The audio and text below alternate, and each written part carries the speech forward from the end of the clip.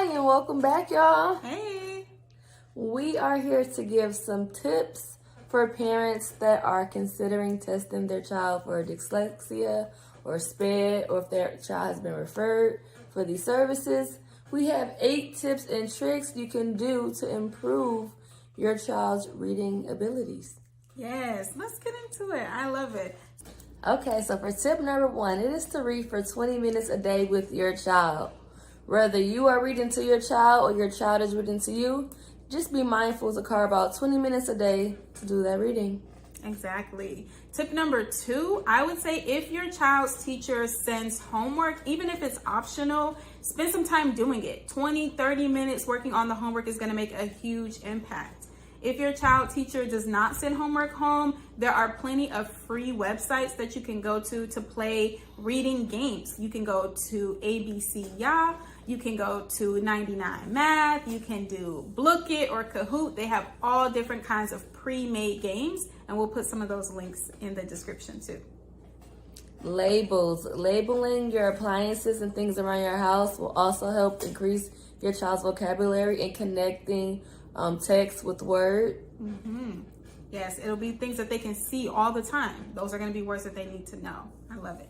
Tip number 4 we have for you guys is if you notice that your child is having a hard time understanding what they read, maybe they read too fast, or maybe they're always losing their place, I would say teach them how to use guiding strips when they read. You can just take a sheet of construction paper or colored paper and make it into a little strip where the rest of the text is covered and you only have one line showing at a time. That's going to help pull your kids' focus to what they're doing so that they don't have to lose their place and go back and reread.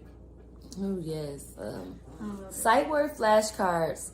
I prefer like homemade sight word flashcards. You can sit down with your child with their word list and you can create your flashcards and you practice back and forth.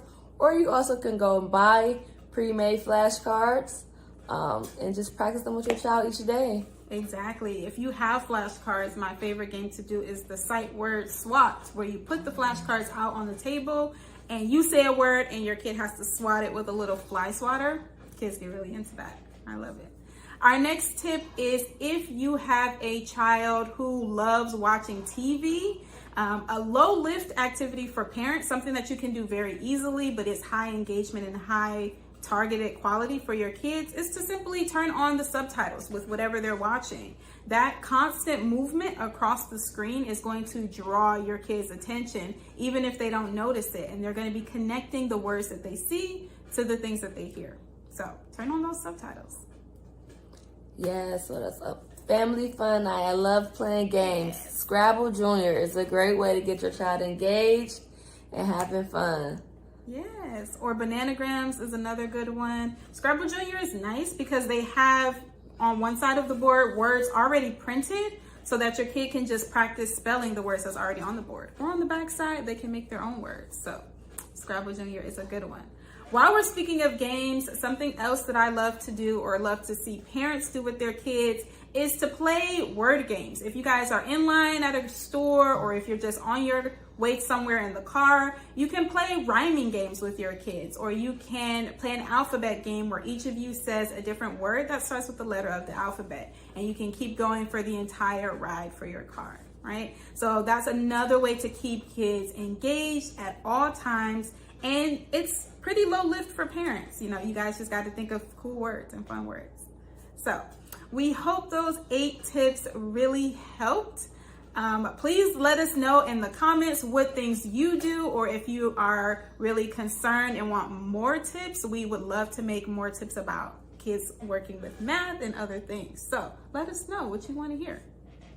So remember that these tips are all very helpful for any kids who are struggling with reading or in the process of being referred for special education or dyslexia testing, or if you as a parent are thinking you might want to refer your child for dyslexia or special education testing, you can go back and use all of those 8 tips. Also, parents, know that your voice determines whether or not things move forward. You control these conversations when you're in front of admin, in front of your child's teacher. So just speak up and get the support you and your child need. Absolutely. You are in the driver's seat. nothing moves forward unless you sign off.